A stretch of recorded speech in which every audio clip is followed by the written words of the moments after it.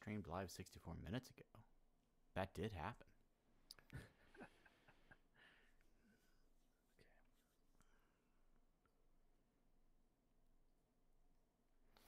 And we're on. Huzzah.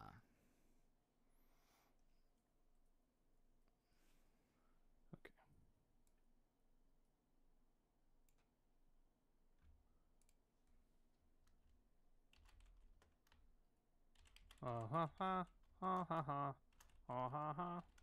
Oh, hey, we're live. That looks nice. Cool. All right. Well, wait, what did we want to do? What do we want to do? I'm just waiting until a couple people show up before we start recording. Sure, yeah. I'm just gonna pour this. Pour that thing. Gonna pour that thing. Oh, baby. Oh, baby, pour that thing. This is what I. Ooh. Man, you're not getting a strong head on that orange blossom, my friend. No, why you don't want a head, man? Of course you want a head.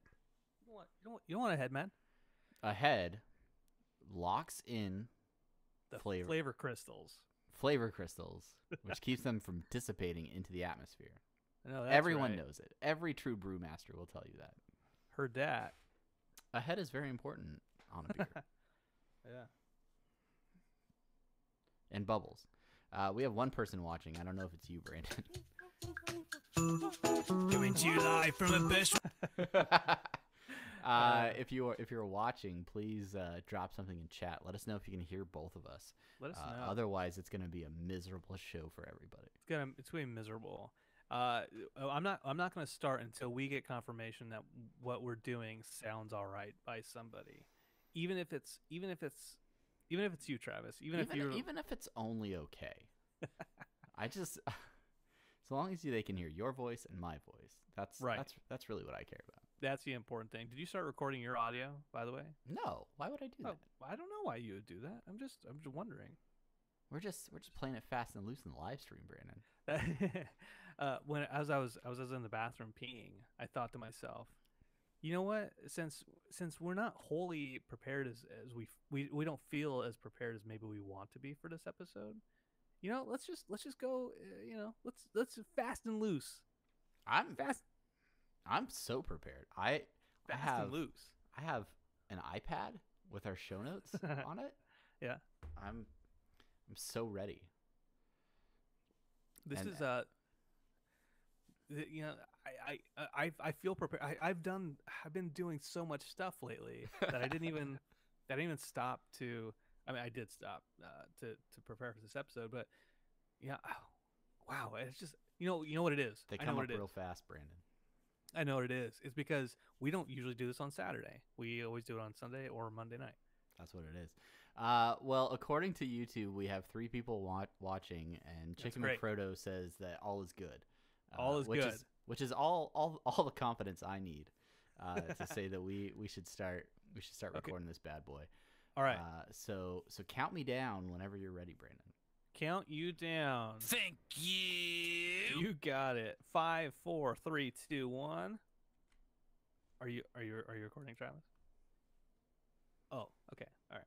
Here we go. Here we go. Oh, wait. Let me make sure I have my show notes. And here we go.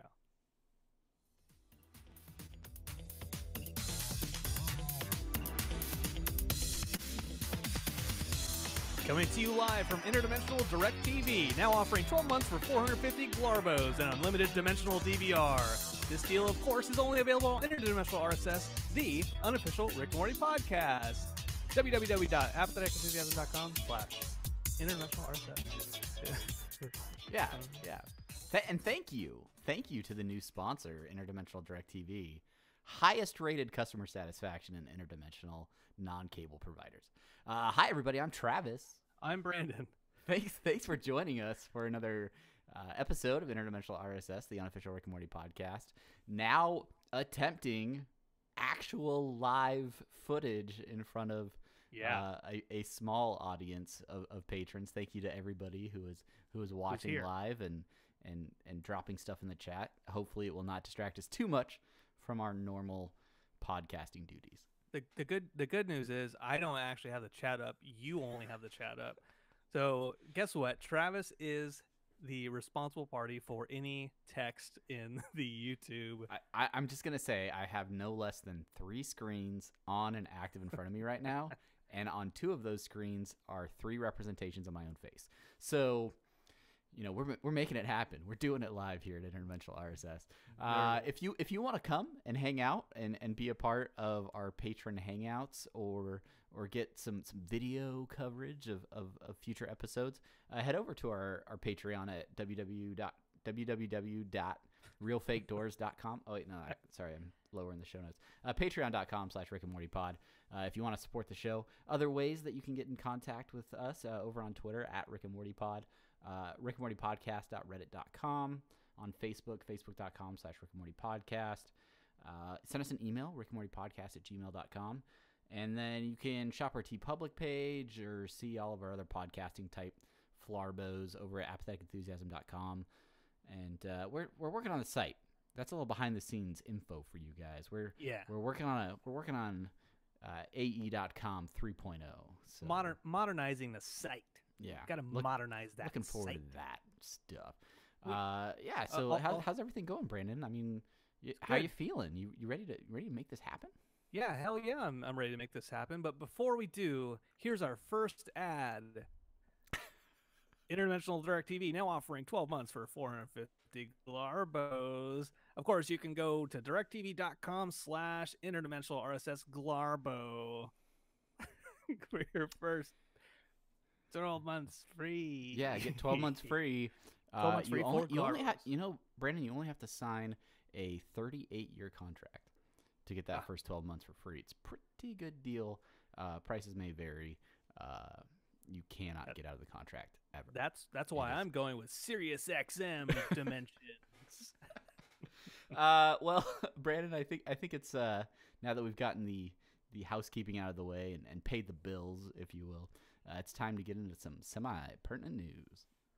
Semi-pertinent news.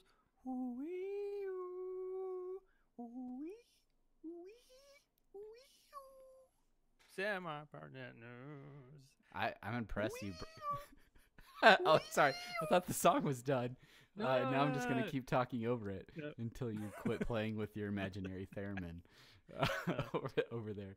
Semi-pertinent news. Thanks. Hey, same wavelength, brother. We got this. We got this. Thankfully, there's not a whole lot of semi-pertinent news to talk about because this main thing later on is chock full of fantastic Rick and Morty stuff worth discussing. But I did a quick. Can I stop? Can I stop you 1 second? 1 second. Let me just say, you said chock full, and earlier, was it today or yesterday? I put out a tweet that says chock full in it, and I said CHOCK full, which is how you do it. But after I sent the tweet, I thought, oh wait, it's that way, right? It's not chalk like like drawing chalk. Yeah, I don't think it would be chock full. No, well, I like don't full know. Of chalk. Right. Is it used for like keeping things dry? I don't know if the saying came from a schoolhouse. Back when they had blackboards for their lessons. Kids with their meters with a switch. All right, let's talk about the semi-pertinent news and not news from the early 1800s. I Googled to see if there was in fact any news because I really hadn't heard much in the past week, and I came across an article that released only a few hours ago over on Cinema Blend, and I have put good news in quotes because it's an optimistic article. Honestly, I feel like they're doing a little bit of what we're doing in trying to just keep the idea of Rick and Morty alive between seasons. But there was some discussion and a comment from Dan Harmon. I think he was on some other podcast this week. And the quote from Mr. Harmon himself says that he's optimistic right now at the moment. Negotiations are tough. It's an unprecedented situation, and everybody's being real cool and wants to make an agreement happen so that we can get started That's about all I can say. I'll put the link to the full article in the show notes. But essentially, the article is saying, hey, things are moving in the right direction, which I would have hoped was true all along. Everybody's being real cool. Everybody's being real cool. Well, and the article expands on that a little bit by saying it mentions the earlier tweets and comments by both Royland and Harmon, where they talk about maybe it not being so cool and maybe Turner not being as flexible or interested in everybody's interests in that negotiation. But right now, as far as we know, everybody's being a real cool. I want to point out that it's your emphasis of being real cool, and you made it sound like Cool World, like real cool. Yeah, I mean, I Like picture cable network executives rolling in with like sunglasses and like their collars popped up, and they're just like, "Hey guys, I just want to make sure that this negotiation is real cool." And Dan Harmon's like, "Whoa, I don't know if I'm cool enough for this." And Justin Roiland's like, "Jeez," because I wasn't ready for this. I was expecting some hard, heavy rock from the Scorpions. But it seems like everybody's being real cool about it. And thankfully everyone is being real cool. No, it's that you put good news in quotes. That is good news. It's good news for us because there's like a bead of light shining through.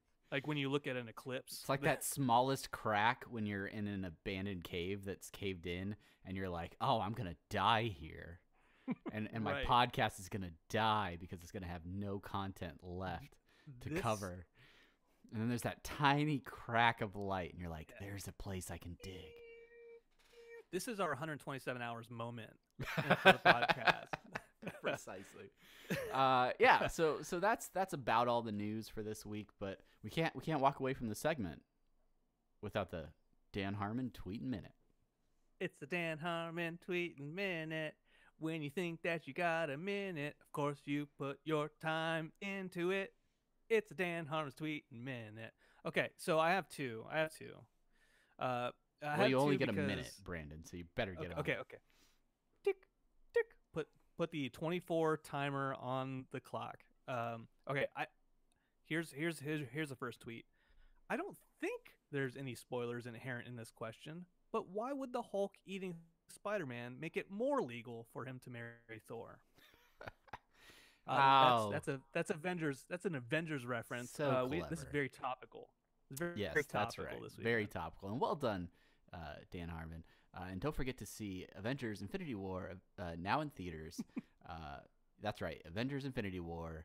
They advertise with everybody, even this podcast. Make sure you go to www.apatheticenthusiasm.com/Avengers Interdimensional RSS. That's right. If you want to find that 404 page, that's the link to go to.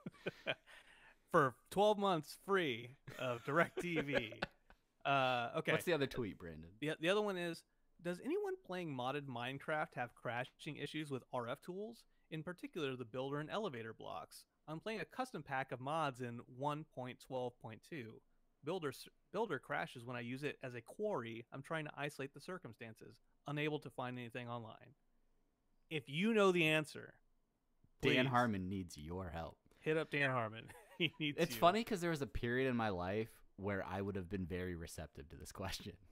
I was so deeply into Minecraft that I would have considered researching the answer.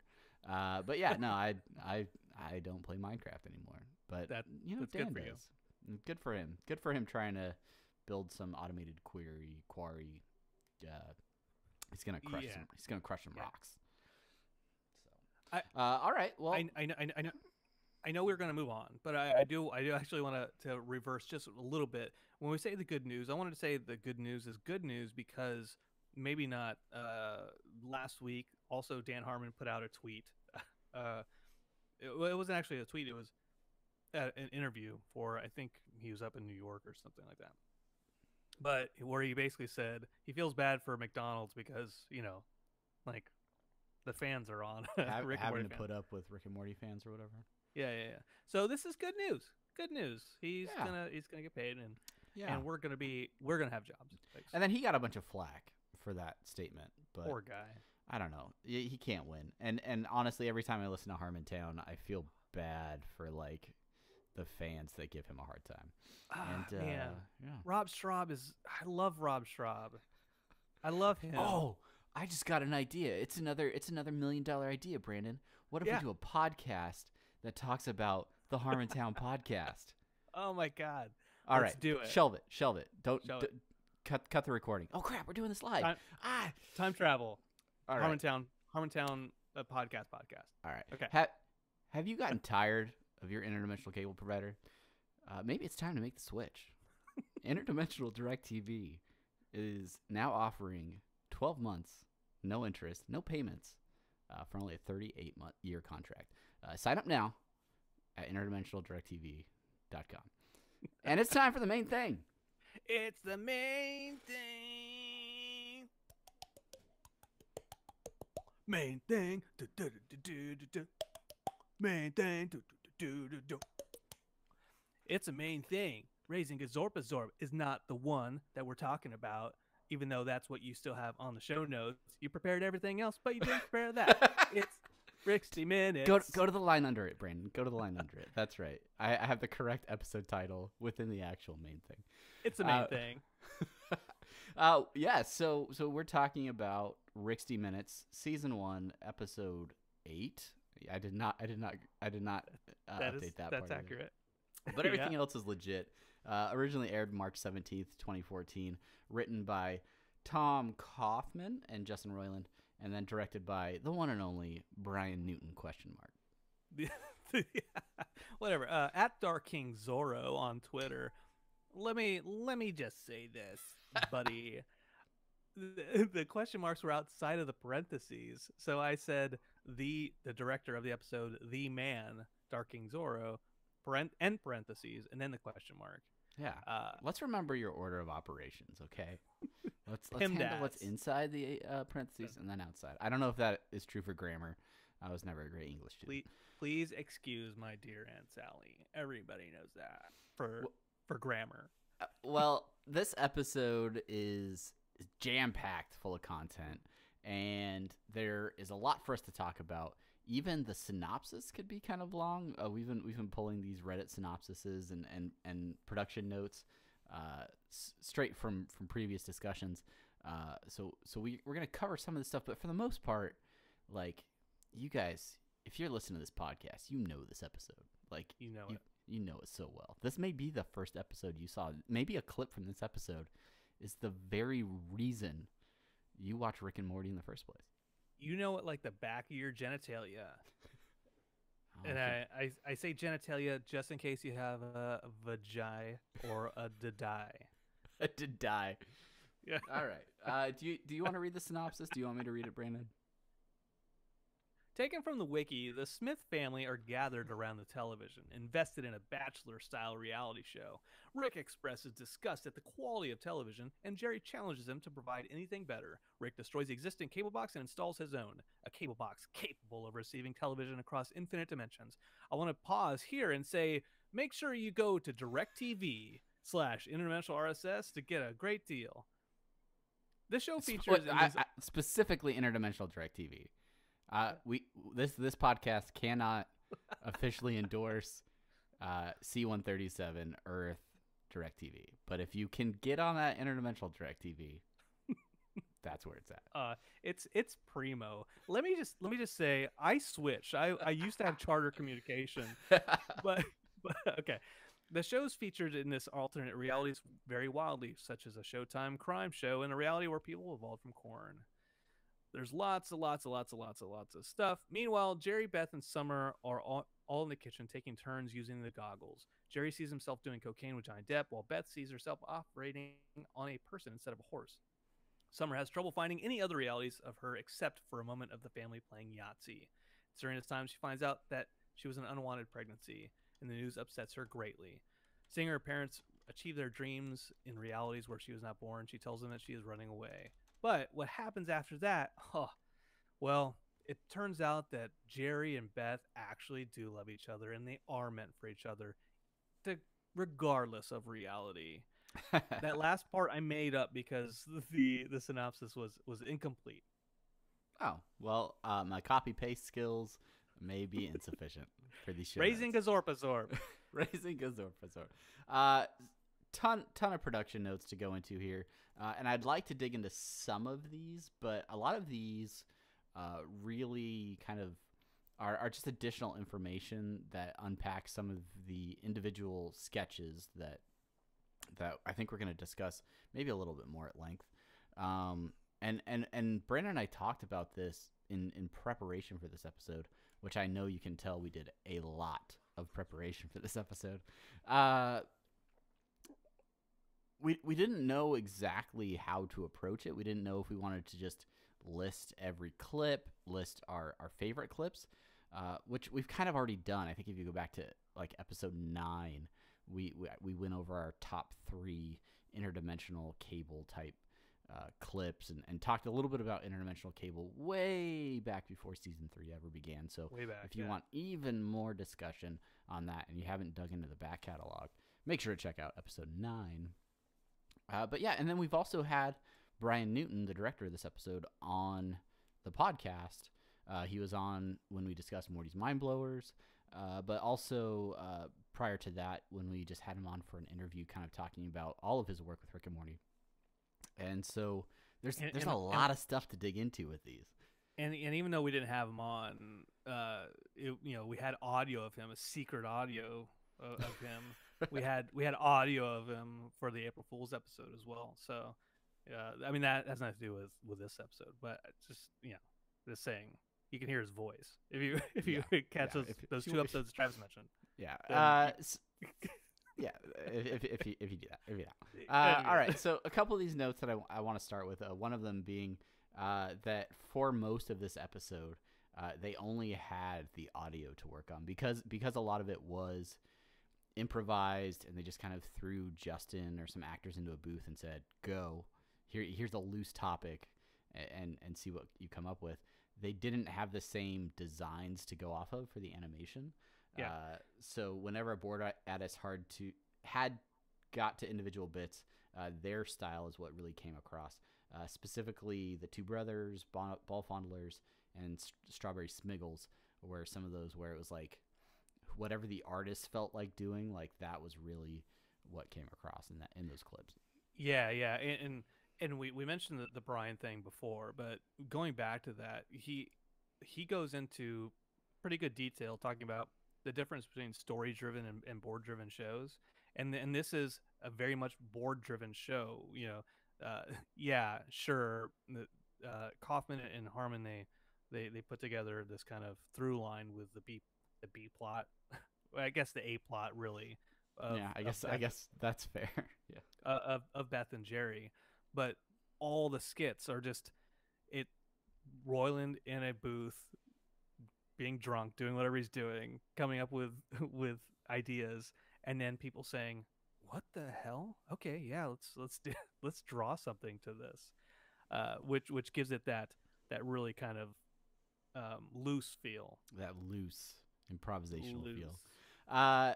Interesting thing that I really had not read about at all and was completely unaware of until preparation for this episode was the fact that Rixty Minutes was the first episode of television to premiere on Instagram. Did you know about that, Brandon? I didn't know that. That's potentially an obnoxious marketing decision or a brilliant obnoxious marketing decision.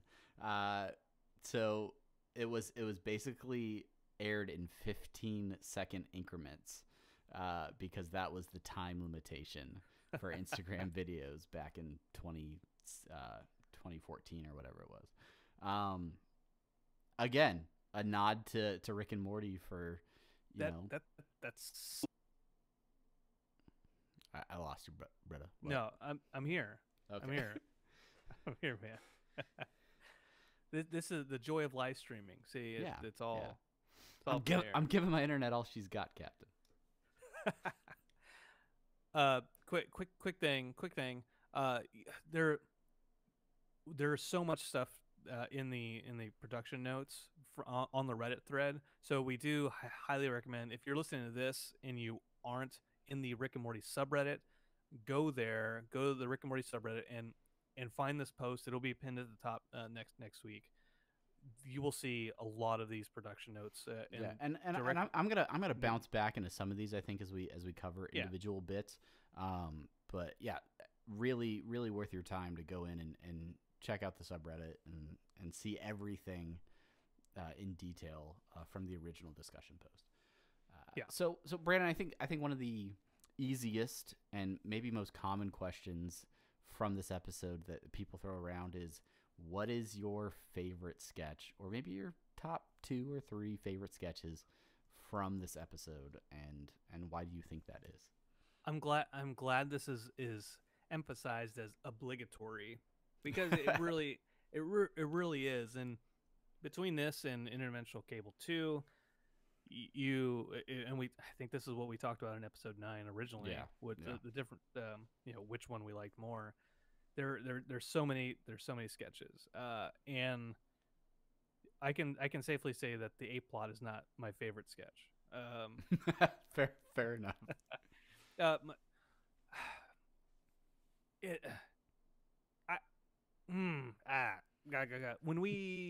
When you're listening off, because we did the pre-show with a couple of Unity folks, and you listed them off, and I giggled at each one of them. And when I watched the episode, I thought they were funny, but diminishing returns on comedy, I think is safe bet. Sure. Where you still think it's funny, but it's just you're part of it is the timing and the reaction. Okay. So what's my favorite sketch? I still think Anson My Johnson. Oh God, that's a different one. That's I can't. I mean, I hope he can't feel anything if Answer is Johnson. But Answer My Eyes Johnson, I think that's the main one, and it's just because it's such. When you watch that specific sketch, it is so good because there's so much stuff in the background that you maybe the first couple times you watch it you don't actually catch, where it, like the microwave says free on it and it says $2.99. Our prices, I hope, aren't too low. And people just like walking in and picking stuff up and leaving. All that stuff kills me. And one of the production notes I think is really cool is that he's evidently based off of an LA merchant, a Los Angeles merchant known as Crazy Gideon.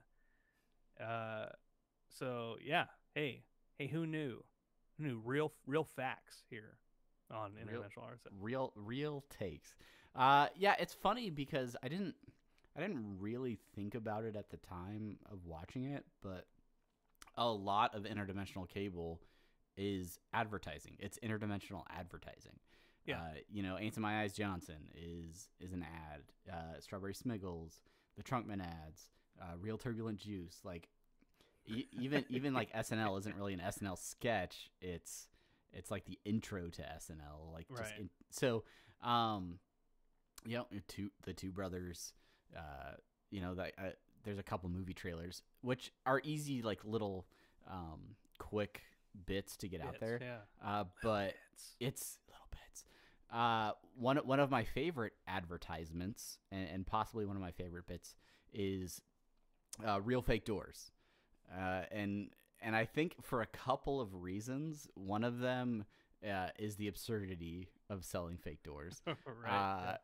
The way that it goes beyond the commercial and like really creates this investment with Rick and Morty where they're like, whoa, wait, let's see where this goes. Like, let's not go. And then it's still a commercial. Oh my God. Like, he's making a sandwich.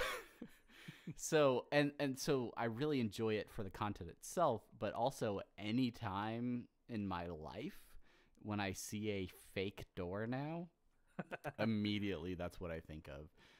So it kind of builds on itself in that way. The part that I always notice in that bit is when he pauses for them to talk, and then he continues telling his ad. There's a production note that talks about the fake doors existing in a universe where that's the only thing on television, and it's just a continuous commercial for real fake doors, which I think is both horrifying and hilarious at the same time. That's hilarious. But I'm glad that you brought up, and I hadn't considered this before, the difference between the difference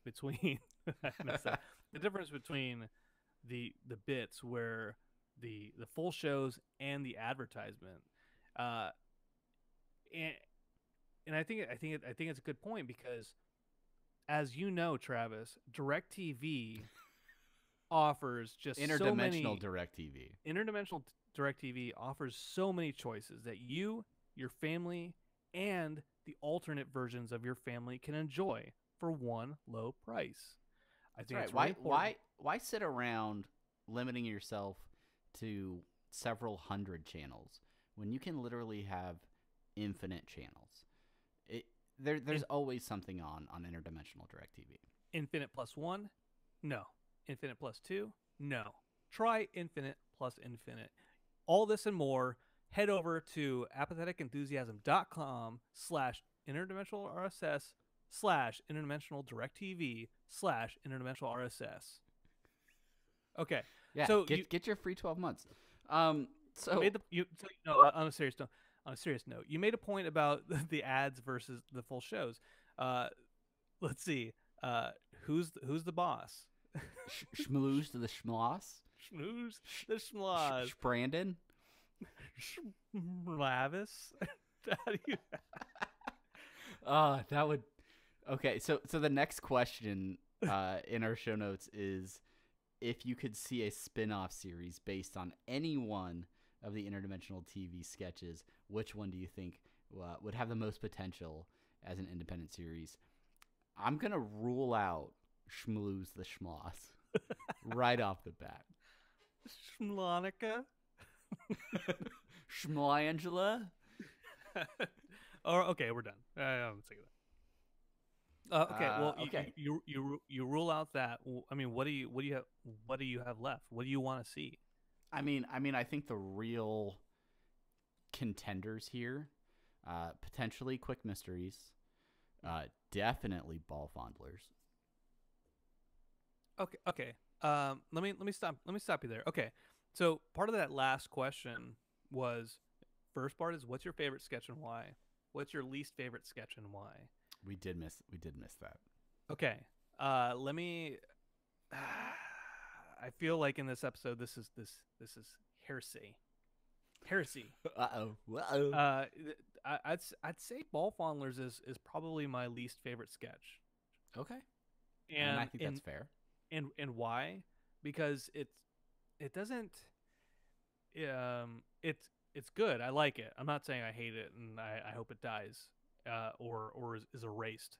It's like a Shazam thing with Sinbad. Like, I don't hope it's erased in that way. I just think that whereas everything else is very just kind of like, woo, hey, it's all over the place. Ball Fondlers is a very straightforward, like, well, let's put this idea together and let's animate it. There's no audio to it other than explosions and gunfire. Yeah, like there's probably the least amount of legitimate substance in that. It's just action stuff is happening, and they look like the A-Team. Right. And in the production notes, it says Ball Fondlers went through the most different ideas from Justin. Originally they were going to go with a Ninja Turtles-esque superheroes in a death trap, where their source of power would be from fondling their testicles. That is very Justin-esque. And then, of course, the gimmick would be that their arms were too short and they'd have to fondle each other's balls. And so if it was that, I would fucking be dead right now. Yeah, I'd be dead. that may not have passed the standards and practices, even for Adult Swim. It would be with the Rick and Morty Bushworld adventures. Yeah, it's interesting. Like, Ball Fondlers has some almost like precursor type stuff for like Vindicators of just this like ragtag team of crazy characters.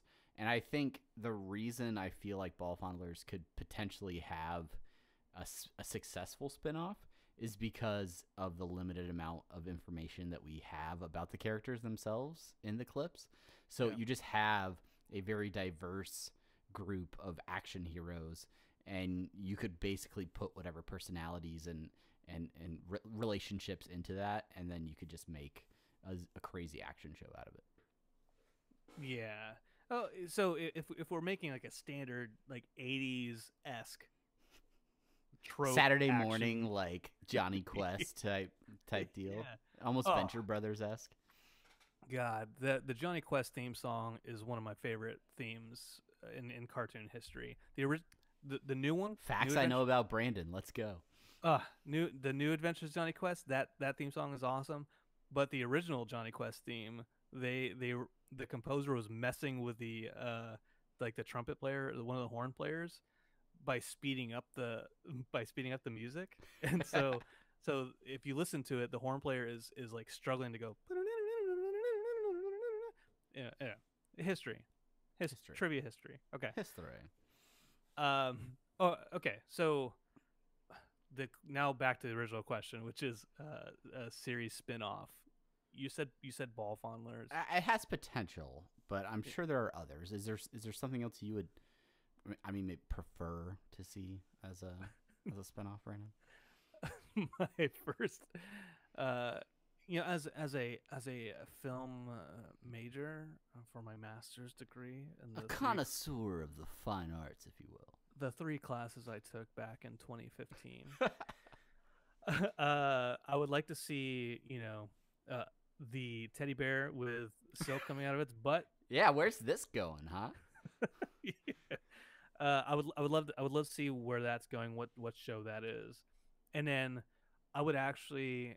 It doesn't need to be a full length feature, but Last Will and Testament. What is it? Weekend at Dead Cat Lady's House 2, I think is the extended title on that one. Okay, can we just discuss briefly about what Weekend at Dead Cat Lady's House 1 would be? Like, is it the same dead cat lady, or is it a different dead cat lady? Yeah, or obviously we didn't see it, but like maybe the first movie is just how the cats come to figure out like how to survive with dead cat lady, right? They're like maybe you see a little bit of the lady's life, and then she dies, and then the cats are like, what are we gonna do? We still need to eat. Somebody needs to go to the store to buy food. So they're like, well, what if we get in her body and start walking around? And then all kinds of zany antics happen. But then the thing that movie lacks, the thing that it really, needs to get into your heart is romance. And that's where Last Will and Testament, Weekend at Dead Cat Lady's House 2 comes in, where we're really getting into a relationship. We're really, where those cats break all the rules. That is really, really good. I like that, because the first Weekend at Dead Cat Lady's House is basically like a, don't tell mom the babysitter's dead, where right, yeah, like there's the main a not quite adult kitten, but the one that's the oldest, who's like dressed up in like one of those like wide brimmed hats and this nice gray dress, going and getting like a day job, and they just think her innocence is just so great that they're like, oh wow, you're doing really great. You're doing a fantastic job. And she's like typing on the keyboard and like, I really admire her dedication to the career. and the other cats, the other kittens aren't they're not fully developed yet, and they're on the roof, and they're like throwing stuff and just breaking stuff in the kitchen. Yeah, lighting stuff on fire. Things we'll never get to see. Yeah, maybe that could be a thing. Also, maybe a Baby Legs crime feature that could be a good spinoff. But lots of good possibilities out there. Lots of great possibilities. All right. So let's look at this question. This says, give me your best example of something on YouTube / the internet at large that would be at home on the Interdimensional TV Guide list. Anything? This mentions real deep in the hole YouTube and r/interdimensional cable type stuff. That's a solid question. And if I had read the question before I Would have done research. recorded this episode, what this episode kind of reminds me of, and this is why I think I like it so much. There was a Zucker Brothers movie before Airplane called Kentucky Fried Movie, and you know what I'm talking about. And there's the Kentucky Fried Movie is just like a bunch of short sketches, and then one kind of extended sketch making fun of Enter the Dragon, and it's all this, like, it has advertisements for now that's Armageddon, which is like this disaster movie where just everything bad happens all at once. And then there's also the Onion movie, which is very, very similar, very, very short sketches. And then Amazon Women on the Moon is another one. And so it doesn't answer your question about something on YouTube, internet at large, but go check those movies out, by the way, if you haven't. Have you seen Don't Hug Me, I'm Scared? No. Is this a sequel to Kentucky Fried Movie or the Onion movie or Amazon Women? No. It's something that you can find on the YouTubes. On the YouTubes. It's like fun, like puppet type things that get really dark and gross at times, and it's I can maybe show you a picture of some of the stuff, Brandon. I don't know if it's oh yeah, oh yeah, those things. Oh yeah. Okay. It's dark and it's twisted, but it has this like fun felt puppet type thing going on, and that's the immediate thing that comes to my head when I think about something that maybe could be injected into like an interdimensional cable type thing. That's what that question is asking. Something that is on YouTube currently that would fit in perfectly to that the TV Guide list. Okay. Right. Yes. I'm there. There's a series. Oh crap, I can't remember what it's called, but it has this actress who is, I think she was in Blue Velvet or something like that. She dresses up like bugs, and she explains how the bugs have sex and procreate. Okay.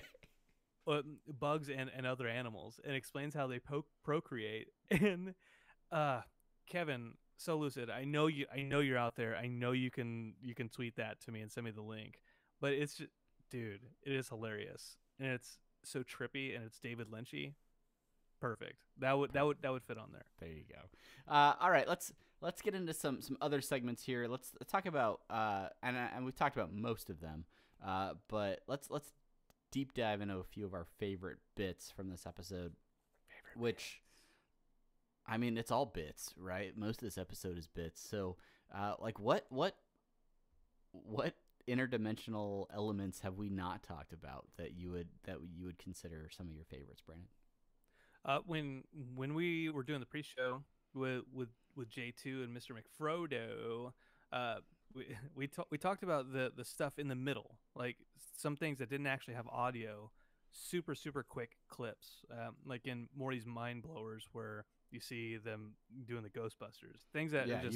you have like Mr. Poopy Butthole proposing to Morty, just like a quick shot of something. Right. So there's a couple of those images that I thought were really cool. The main one was there's just a real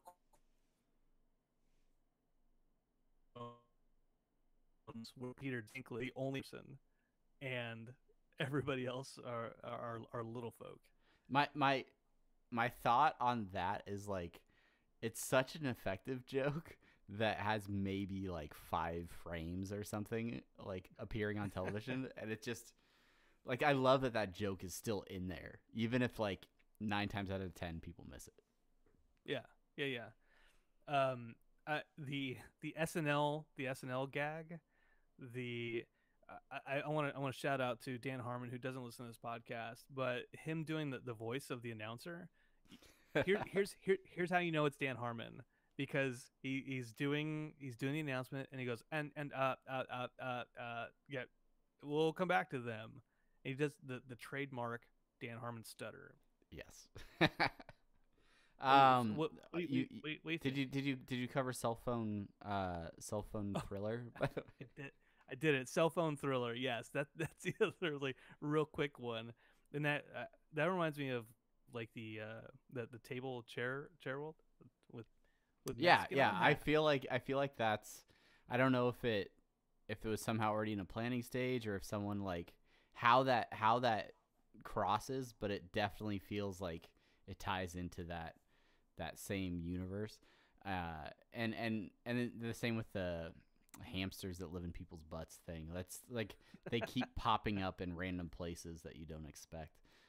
And honestly, that clip is one that I always seem to overlook from this episode, because it happens after the credits, and Yeah. like for the most part. So I tend not to think about it for some reason. But some of my favorites, you covered the SNL stuff. I love how for like 28 seasons, Bobby Moynihan is still hanging around. What else? Which I mean, that just goes to show, in that dimension, they don't appreciate Kenan Thompson. Yeah, who Because has basically been doing sketch comedy his For 28 entire seasons. life.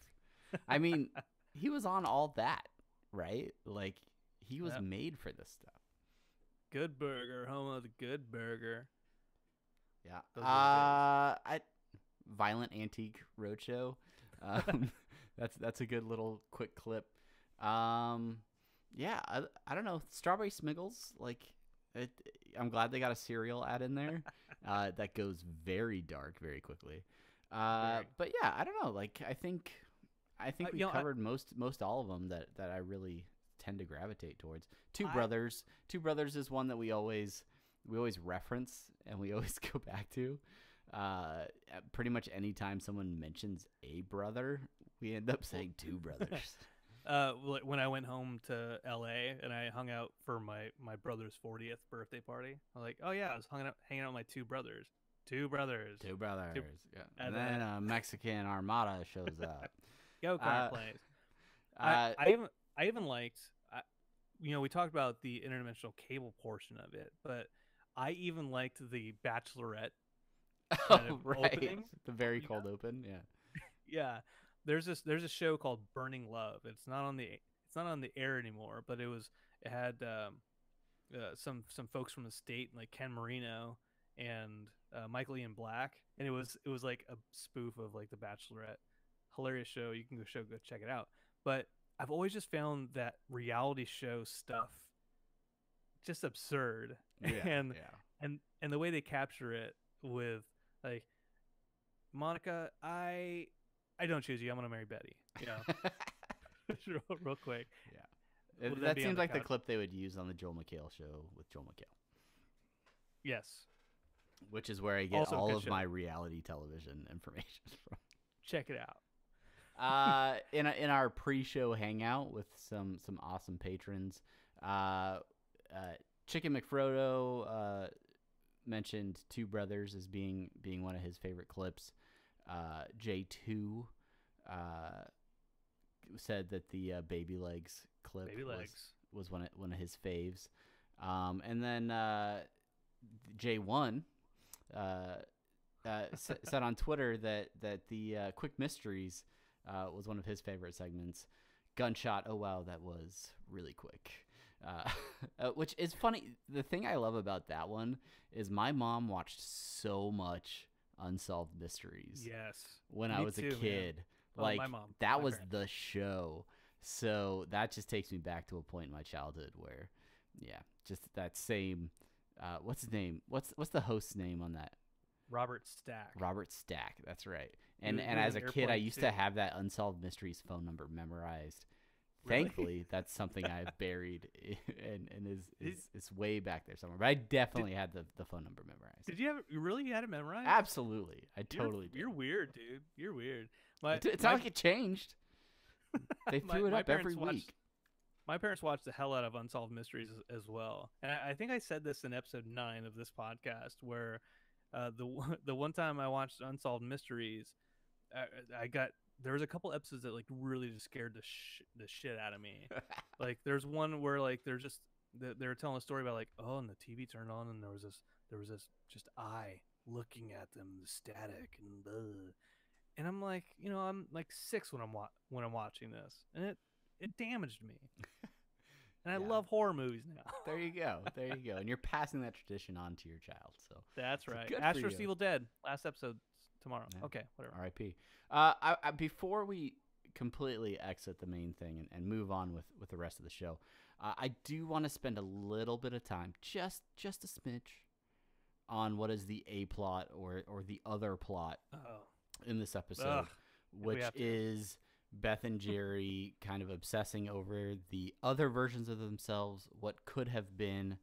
Jerry fascinated by a successful version of himself that is capable of being a Hollywood star, and Beth enjoying the fact that she could be not a real surgeon, because she is a real surgeon, yes, but a human surgeon, and then in every iteration where Summer exists, their life is pretty much the same, and how this sends Summer into some sort of existential crisis where she feels the need to run off to, what is it, New Mexico or Arizona to work with turquoise. Yeah. I think there is a part of me as a child and also as a parent, and where my kid, we had him. We did in vitro to have him, so we paid a lot of money to have him. And there's still parts of me, and Chelsea and I talk, where we're like, well, if you can go back and do things differently, would you? And I always say this. I always say I don't want to change where we are now, because we've been through a lot, and I don't want, if I could have this timeline and always have this timeline and be able to just interdimensional cable and just look at where my other life would have been, just to see where the paths had diverged. But at any point in time, to cancel that and come back to reality, I would just be interested to see what that was like. Sure. Yeah. Well, and that's sort of that sliding doors like scenario, right? Like if I had made one decision at one point in my life, how many things would be different, right? If I'd chosen one career path versus another, if I had just asked that one girl out instead of the other one, like what differences would have happened?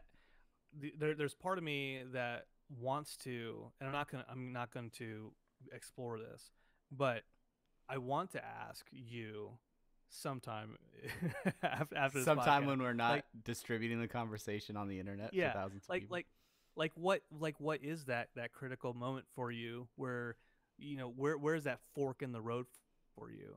And you don't have to answer, but I would just throw it out there to Unity. Like it's just something to think about. And even though this episode is hilarious, that aspect of what could we have done differently, what would have changed.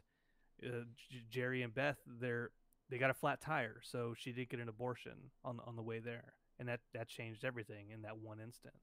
Right. But it's interesting because this entire subplot or side plot leads to what I've heard you say is your favorite line from the series, or I know it's definitely your wife's favorite, where they're talking about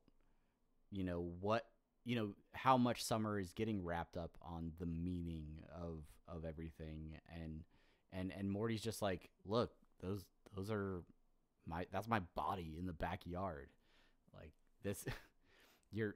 Don't stress out about this what could have been sort of scenario, because this is it. Like, this is what you have. and don't Yeah. stress out about it so much. Let's go watch Ball Fondler. Let's go. Yeah, you're here now, and no matter what happened in the past, no matter what happens in other realities, guess what? We're together now, Travis. You and I, we're podcasting right now, talking about Rick and Morty, That's right. and we don't. Well, and that really, honestly, like all the decisions that we have made, ultimately led to a point where, maybe my full-time job isn't doing something, in entertainment or things like that, but this opportunity exists for us to make this podcast because of the choices we've made. So getting real deep. Yeah, on, we got Interdimensional super, RSS. So deep super that deep. I want to take this moment to remind you, Interdimensional DirecTV has the deepest list of channels possible. And there's only one place that you can find them. That's interdimensionaldirectv.com/Rick and Morty Pod. Sign up today for your free trial. That was a smooth ass transition, my friend. That's a transition I didn't even see it coming. And I tell you what, Unity, you won't see the deals coming. You won't see just how much you save.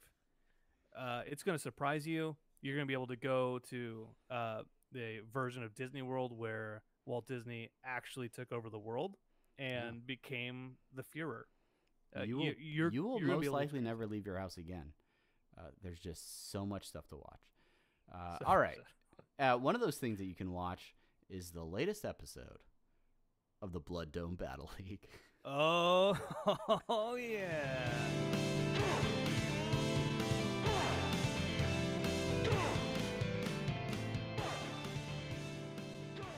You were lucky that I had my finger on the.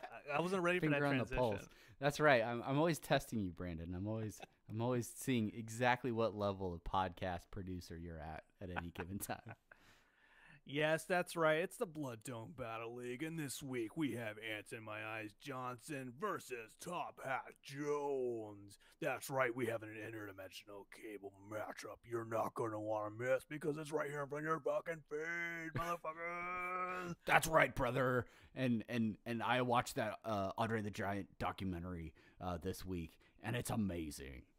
I cried. I'm not ashamed to admit it. I fucking cried. WrestleMania 3, come on. Like, I don't even, wrestling's not real, but that shit was emotional. Don't say that. Happened? Don't say those words. Don't say those words. What happened? What happened in this fight?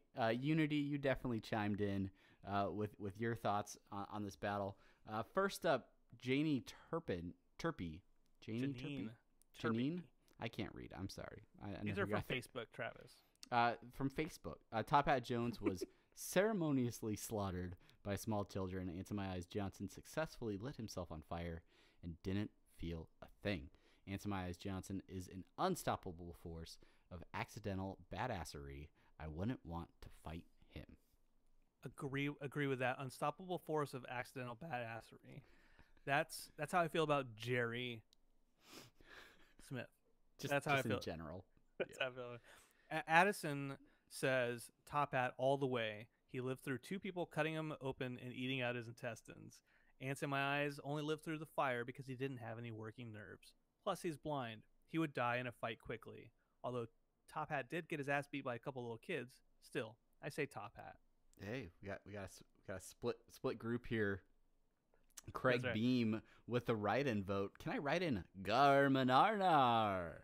I feel like he'd win in any battle. Surprisingly, Moynihan and Piece of Toast have had their own fair share of battles. Yes, Craig. Good. Thank you, Craig. By the way, my Twilight Zone podcast brother in arms. All right. Writing that in, and no, you can't write Garmanarnar. He's fighting Piece of Toast someday. This isn't a democracy where you get to vote on who wins. Oh wait, that's exactly what this is. This is also a creative writing experiment that originally was Brandon and mine alone.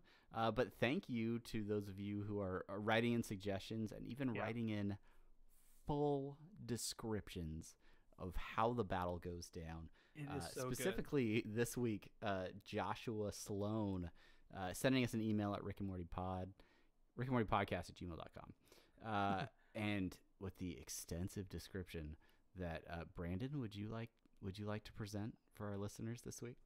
I will.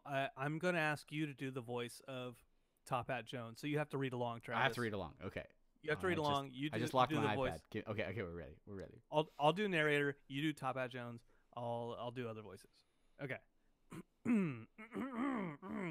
As the sun rose on a new day over the quiet, magical forests of Smiggleland, a small green-clad figure lay crumpled in the grass atop a dark red stain.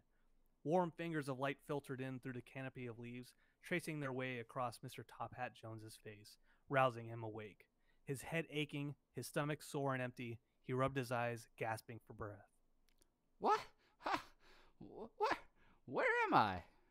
Carefully, he pushed himself to his feet, trying to remember how he'd gotten here.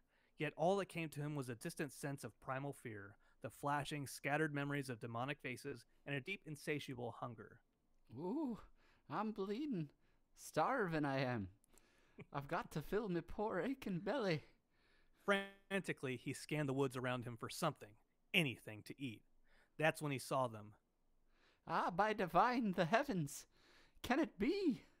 There, atop a moldy tree stump, sat a gleaming light blue bowl, filled to the brim with colorful marshmallow baubles, glistening in a pool of cold white milk. Oh, me precious strawberry smiggles, by all the saints that ever were. Suddenly, though, his rabbit ears perked up, catching the sounds of snapping twigs and branches, as something approached him from deep within the bowels of the forest. Antonius Johnson here, just looking for a way to find my home. Find my way home. I mean, I'm not really looking because I can't see, because all the ants in my eyes. They make it very hard to just, they're crawling around with all their 6 legs. They're arthropods, but they're not arachnids, because those arachnids, they have 8 legs. That's the distinguishing feature between the two of them. I just read this. Arachnids have polypids. They have 4. Whatever. That's 28 ants, 14 and all. Ever since I was a little kid, just I can't feel anything. Where the hell am I? Okay, ants in my eyes. Antonius Johnson tripped and muttered his way closer to Mr. Top Hat Jones, who sat huddled near the tree stump, still clinging to his bowl. Hey, is that? Do I smell strawberry smiggles? Hey, those smell great now. That's another thing. I can't see or feel, but because I don't have those things, I'm all of a sudden an X-Man with my other senses, and because the ants, they help me with all my other senses, so I can smell them, and they probably taste really great. Oh my god! Feeling threatened, Mr. Top Hat Jones began wolfing down his cereal, shouting, You'll never get me strawberry smiggles, you anti-monstrosity! A minute later, the bowl was empty. Ooh, I feel just fine now. Yes, I do.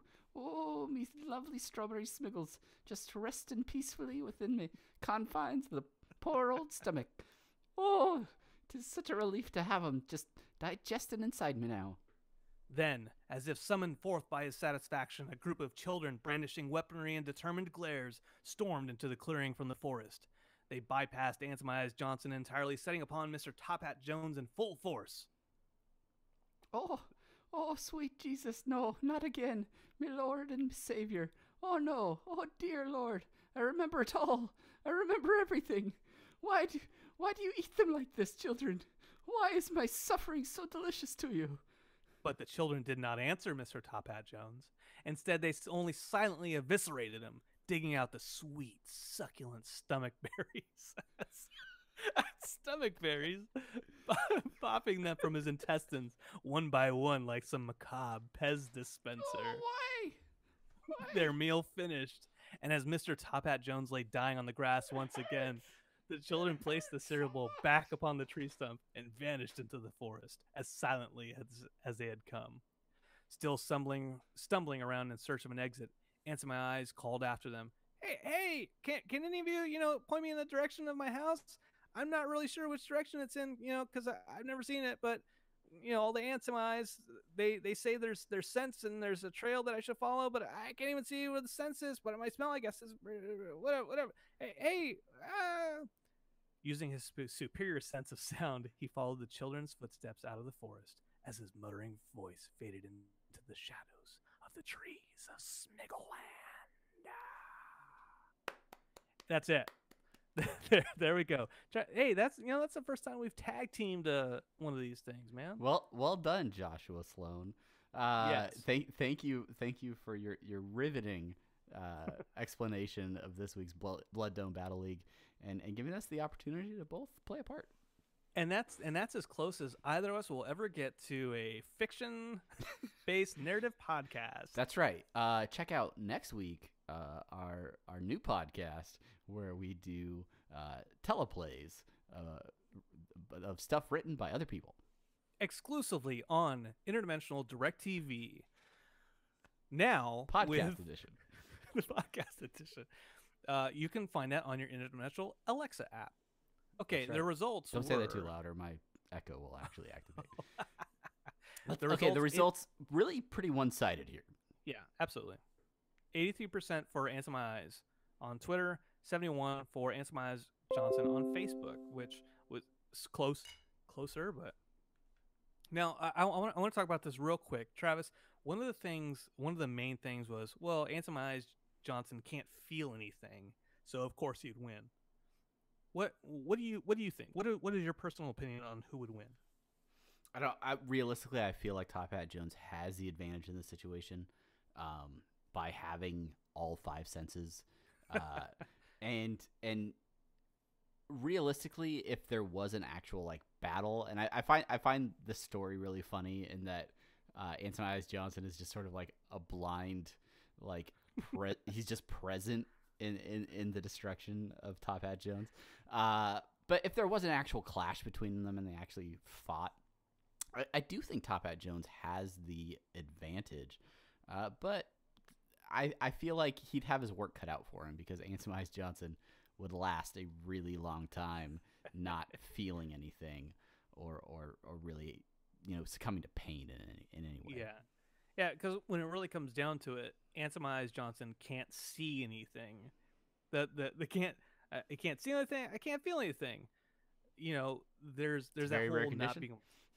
There's a whole being blind thing that really sets him at a disadvantage. Unless you watch movies like, Book of Eli, where like, oh, he's blind, but he's a badass. Whatever. I don't like that movie.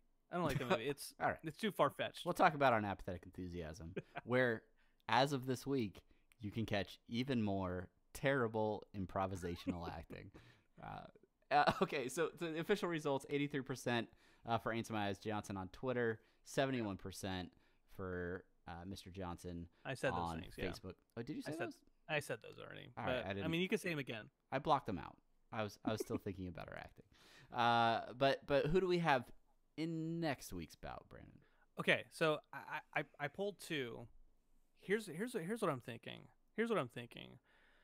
Next time, we're gonna go with the love lives of one Morty Smith, and that's Annie versus Arthuricia. Ooh. Annie from Anatomy Park versus Arthuricia from Who's Purging Now. Who is it? Who is purging now? Go Who's out doing there. Check All it right. out. Vote. The battle for the heart of one Morty Smith. I wanted to say Morty J. Smith just because The Simpsons, which, by the way, this weekend they're surpassing Gunsmoke for longest primetime series. Big ups to animation and Matt Groening and racial stereotypes. Let's go take care of it, Simpsons. Let's get that record. Get out of here. All right. That's it for Blood Dome Battle League. Next up is everyone's favorite segment, unless you don't listen to this much of the podcast and you stop listening. It's listener suggestions and short outs. I feel like we got some great ones this week. Oh yeah. First up, over on Patreon, brand new patron Chicken McFrodo, who is joining us live in the live stream, was here for the hangout. Thank you so much for joining us from way across whatever pond you may be on the other side of.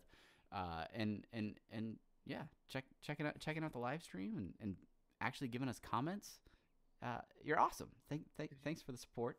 Did you respond to any of his comments? No, Did you bring up any of his comments? I mean, he said we were truly amazing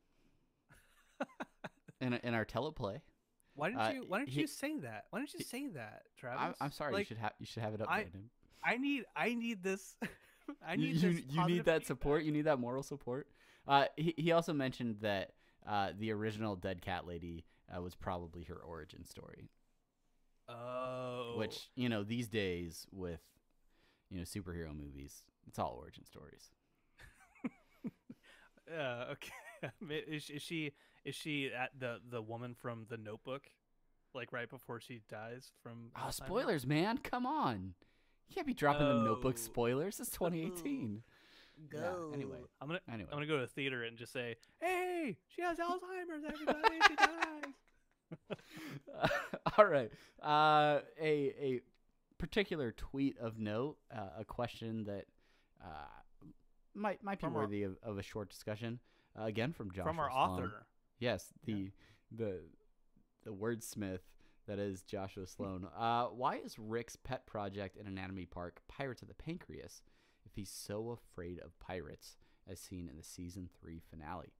Is that his way, or is that why he's so convinced that it's a good theme? Hashtag. Reading too much into this.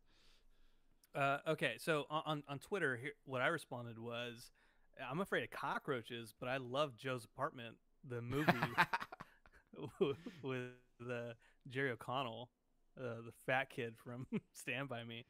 He's not fat anymore. He's actually quite handsome.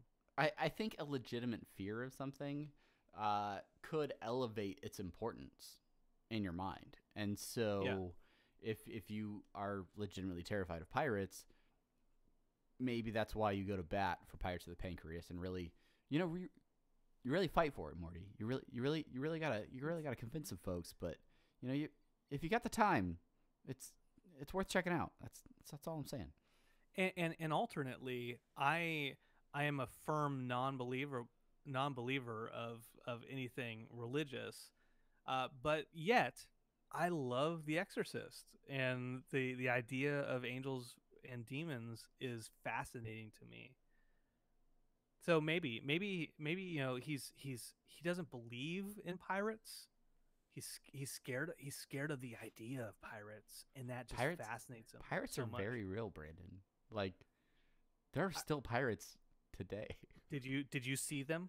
Have you I am the seen them in captain now. person? I am the captain now. It was a movie, Travis. It's no basis in reality. All right. Moving on, we got an outstanding review over on Apple Podcasts. Travis and Brandon, these are names of the penis. I would never call my penis Brandon. It's not. This is from. I'm gonna mess up the pronunciation of the word pronunciation.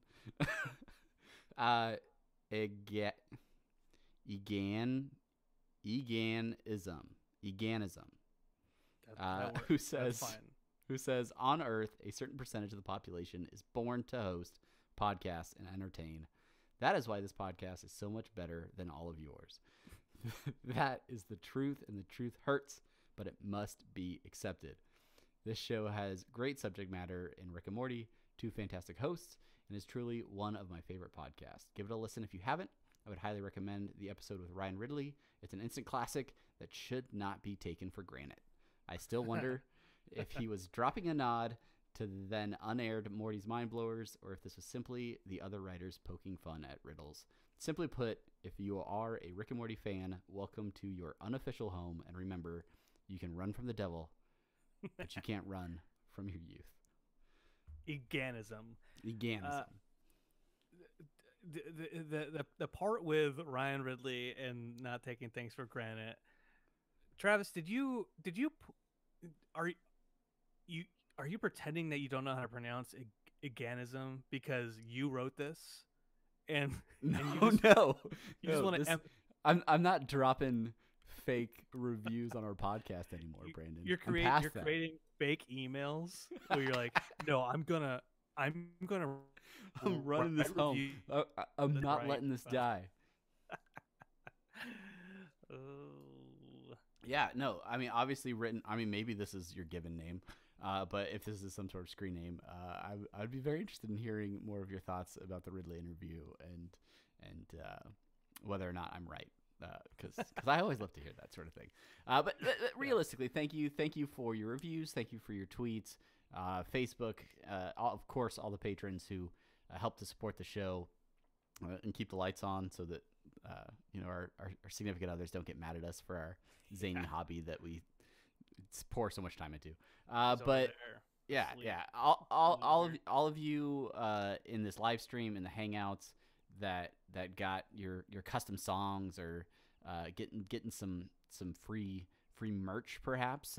If you are a patron, please send that info that Brandon's asking for over on Patreon, your address and stuff, because we got some giveaways that we want to throw your way, and we just appreciate everybody that's supporting the show and writing reviews. And if you haven't done it, what are you doing with your time? What? You think you're better than me? Is that what it is? Yeah, we top the show off with this every time, but we appreciate every single one of you. And one of the main things that we want to do to show our We already did the appreciation. main thing, Brandon. We did the main thing. No. The last thing that we wanted to do for you to show our appreciation is to push you over to www.interdimensionaldirecttv.com/interdimensional RSS. Look, it's 12 months, okay? Like, we don't get anything out of this except the satisfaction of knowing that you are enjoying millions upon billions of infinite types of television and our podcast. Look, thank you so much. Head out to www.whateverIjustsaid.com/interdimensional RSS, interdimensional DirecTV. Very very last thing, and most of you will have missed this opportunity because you're hearing this later on a polished and released version of the podcast. But later this evening, we are spending some time with Stacy from Stacy's Parlor, doing a live stream, rounding out her 24 hours of podcasting in support of the British Heart Foundation. She's raising money. I believe she's already exceeded her goal. But so congratulations, Stacy's. But we're very happy that you're having us on the show to talk about Rick and Morty. My hope is that you could still go back and hear that conversation. Maybe you can dig into an archive or something like that. But even if you don't hear it, it's still a great cause, and you can go support the charity. So Yes. head over to our Twitter. We're retweeting a bunch of her stuff, and we'll have tweets from our actual guest spot on the podcast. But we want to thank her for having us and thinking about us for her live stream, and go check it out if you want to go support some British Hearts. Yeah. Ending it with supporting, if you want to support British Hearts. That is the perfect way to end this episode of Interdimensional RSS.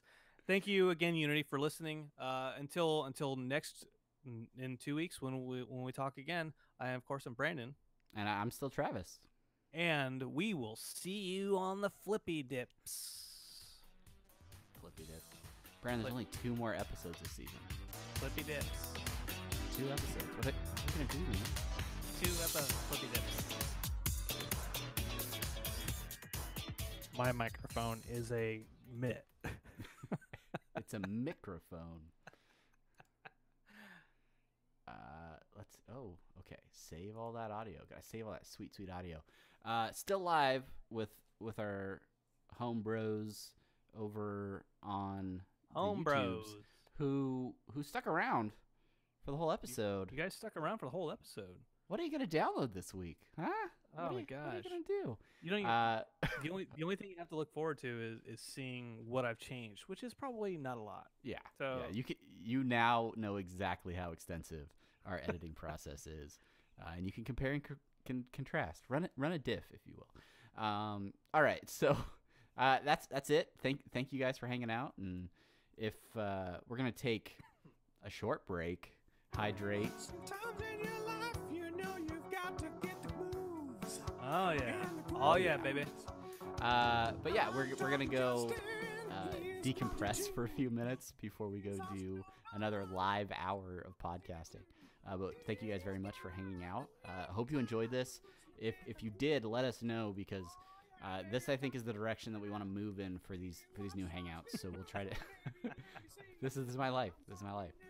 Is trying to do legitimate podcasting work with Brandon in the background. But yeah, thank you for the feedback, Chicken McFrodo, and it's really cool. Hopefully we can do this some more and have you guys listen in live for some of these episodes. So that's it from here. And until next time, we already did the thing. So I guess this is legitimate. Bye bye. Bye bye. Bye bye. Bye.